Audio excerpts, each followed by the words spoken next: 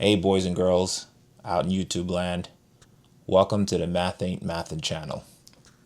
Well, it's New Year, and with New Year's come New Year's resolution. One of the more popular New Year's resolutions that we all embark upon around this time, or not all, but most of us, is to get our financial situation in order. And as with all resolutions, in order to be successful in a resolution, you need a plan. And I thought I would just jump in here and just give some common sense tips on how to do that in terms of getting your financial situation in order. The first thing that you would need to do, obviously, well, the first thing you need to do is get your expenses down. We've all gotten to a situation where through the years we've built up on expenses or habits that have not been to our benefit. And if you're serious about cutting down your expenses and or being better fiscally, then you need to assess what your expenses are and to make a determination as to what expenses are really necessary.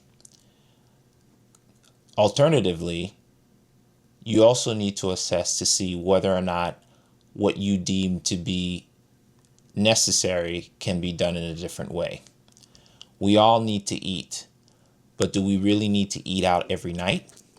Is it possible that at least some nights you can eat at home or cook at home? It is by and large cheaper to prepare your own meals than to eat out.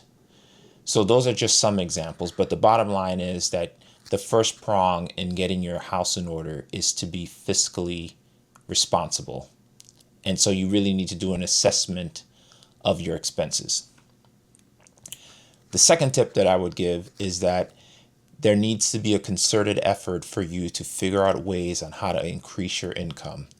You want to bring your income up while you're bringing your expenses down. That way you create a delta and you can use that delta to pay off your debt.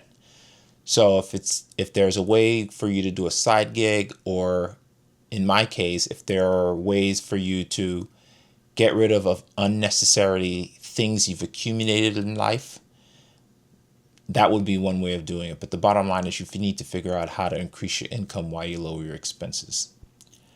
The third tip I should say is you need to do a good job of tracking all of this.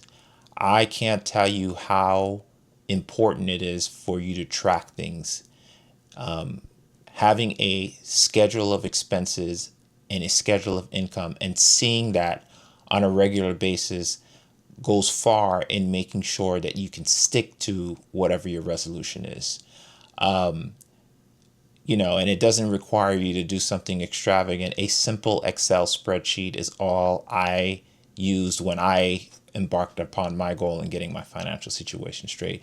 And it was so useful for me on a monthly basis to enter the information into my spreadsheet to see on a monthly basis whether or not I was creating that delta that I was telling you about, which is whether or not I was lowering my expenses and or increasing my income to see if I had a net positive income flow so that I can use that money to pay off whatever my debts were.